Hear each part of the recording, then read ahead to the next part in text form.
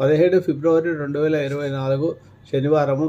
ఈరోజు కృత్తికా నక్షత్రము. ఈ నక్షత్రంలో ఈరోజు పుట్టిన శిశువుల యొక్క జీవితము రవి మహర్దశతో ప్రారంభమవుతుంది. ఈ నక్షత్రంలో పుట్టిన వారు మొదటి పాదము, రెండో పాదము, నాలుగో పాదంలో పుట్టిన వారికి ఎలాంటి దోషం లేదు.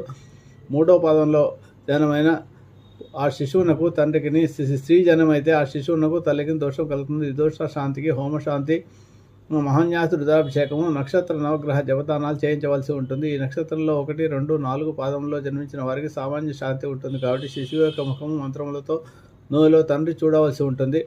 పురుషుడు జన్మించిన మంచి క్రమశిక్షణ గలవాడు, గంభీరం గలవాడు, న్యాయవాది, రాజు, గవర్నమెంట్ ఉద్యోగం చేయగలిగినవాడు, ఒక చక్రవర్తి, ఒక రాజ్యానికి అధికారి, ఒక గ్రామానికి అధికారి అవుతాడు, న్యాయశాస్త్రంలో నిపుణుడు అవుతాడు, ప్రజాపాలకుడు అవుతాడు.